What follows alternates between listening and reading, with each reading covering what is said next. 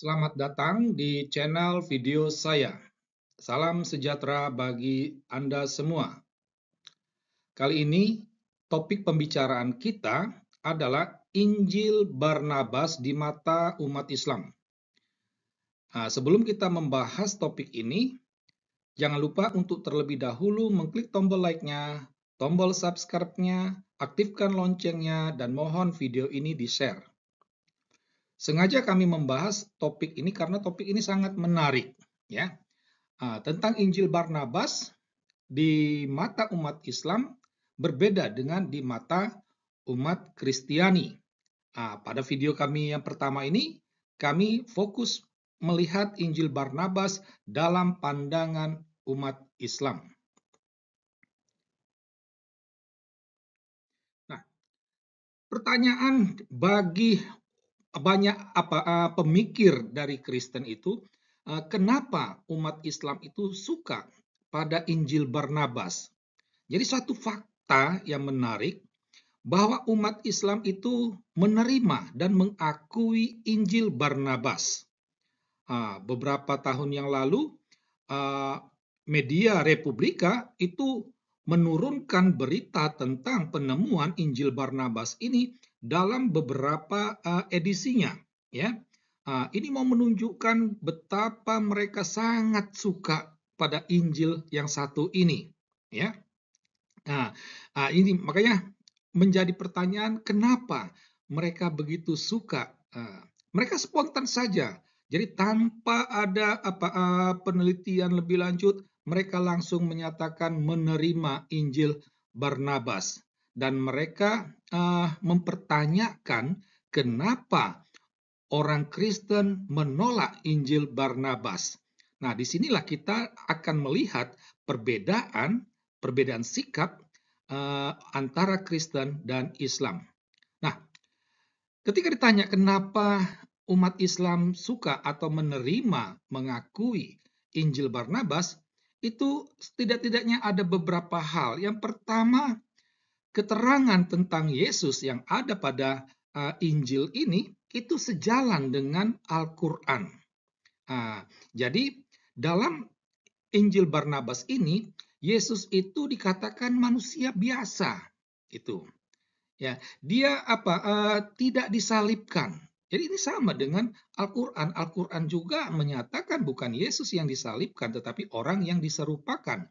Itu dapat kita baca dalam surah An-Nisa ayat 157. Ya. Dan Yesus juga di dalam Injil Barnabas ini bukanlah dilihat sebagai penyelamat. Kenapa? Karena dia manusia biasa. Nah, itu. Jadi sama. Al-Quran juga menyatakan demikian, ya. Nah, hal yang lain, Injil Barnabas ini dia anti Paulus. Jadi sama seperti umat Islam juga kan memiliki sikap tidak suka terhadap Rasul Paulus ini. Mereka sering mengatakan bahwa agama Kristen itu merupakan agama ciptaan Paulus. Jadi ngomong tanpa dasar, gitu. Jadi ada ketidaksukaan umat Islam ini terhadap Paulus, dan ini terjawab pada Injil Barnabas. Ya, jadi selain Injil Barnabas ini melawan pengajaran Paulus terkait sunat, ya juga terkait dengan peristiwa penyaliban, kematian, dan kebangkitan Yesus. Itu. Jadi Injil Barnabas dia anti Paulus. Dan yang lebih utama itu adalah ada nubuat Muhammad dalam Injil Barnabas. Dan ini merupakan suatu kerinduan bagi umat Islam. Ya, mereka mengklaim bahwa nubuat kedatangan Muhammad itu sudah ada dalam Taurat dan Injil, tetapi semuanya itu terbantahkan. Ya, tidak ada dasarnya. Mereka merindukan bahwa nubuat tentang Muhammad ini ada dalam kitab-kitab lain.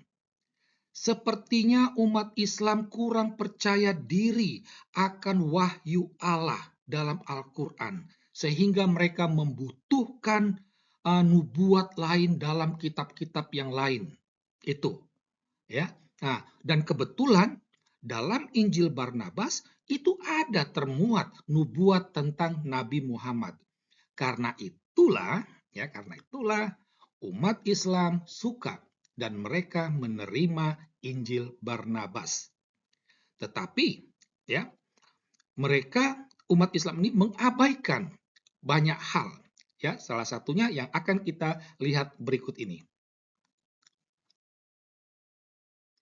Nah, satu fakta dalam Injil Barnabas yang ya kita tidak tahu apakah ini disadari oleh umat Islam atau tidak, yaitu Injil Barnabas itu bertentangan dengan Al-Qur'an. Ya, ada banyak bukti untuk menunjukkan hal itu. Kita ambil saja beberapa, ya, misalnya soal jumlah langit. Jadi dalam Injil Barnabas dikatakan ada 9, itu dalam pasal 179. Sedangkan dalam Al-Quran itu ada 7, dalam surah Al-Baqarah ayat 29. Atau tentang kelahiran Yesus. Dalam Injil Barnabas dikatakan Maria tidak mengalami rasa sakit saat melahirkan. Ini dapat dibaca pasal 3. Sementara dalam surah Al-Maryam itu dikatakan Maria mengalami rasa sakit saat melahirkan. Itu. Nah, contoh lain, misalnya gelar Yesus, ya. Bahwa dalam Injil Barnabas Yesus disebut Kristus, ya. Sementara Kristus itu sama dengan Mesias. Ya. Jadi Injil Barnabas menyebut Yesus itu Kristus. Kristus itu bahasa Yunani terjemahan dari bahasa Aram yaitu Mesias, penyelamat. Sementara Al-Quran menolak gelar tersebut. Masih banyak contoh-contoh pertentangan antara Injil Barnabas dengan Al-Quran. 3 poin ini saja sudah menunjukkan bahwa ada pertentangan Injil Barnabas dengan Al-Quran dan pertentangan itu sangatlah signifikan. Nah, dari uraian di atas, kami akan muncul kesan terhadap umat Islam. Ya, yang pertama, umat Islam tidak punya tradisi akademik. Ya, mereka menerima begitu saja kalau sesuatu itu pas dalam selera mereka akan menerima. Tidak ada tradisi akademik, penelitian, kajian, ya, tinjauan kritis itu sama sekali tidak ada, ya. Jadi Islam tidak melihat melihat kebenaran, tetapi hanya berdasarkan selera, ya. Jadi di sini tolok ukur kebenaran itu adalah suka atau tidak suka. Jadi ketika membaca Injil Barnabas ini, dan karena kebetulan mereka suka, alasannya tadi sudah disebut di pertama tadi, maka mereka mengatakan Injil ini benar. Itu mengabaikan fakta-fakta yang lain. Jadi kami pernah memberi perbandingan tentang cara pemikir umat Islam itu sebagai berikut, seperti di layar kaca Anda ini ada satu titik putih. Umat Islam itu hanya fokus kepada titik putih itu dan mengatakan bahwa dinding ini atau layar ini berwarna putih. Jadi dia mengabaikan ya bahwa sekitarnya itu hitam. Itu. Nah, selain itu, Islam tidak paham konsekuensi pertentangan antara Injil Barnabas dan Al-Quran. Ini yang sangat disayangkan. Dia tidak paham. Karena apa? Karena mengakui Injil Barnabas itu berarti menyatakan Al-Quran salah. Mengakui Al-Quran berarti harus menolak Injil Barnabas. Tetapi ini tidak terjadi, ya. Ini tidak terjadi. Tetap saja, ya, sekalipun mereka mengakui Al-Quran, tetap saja mereka mengakui dan menerima Injil Barnabas. Padahal kalau mengakui Injil Barnabas itu berarti Al-Quran itu salah.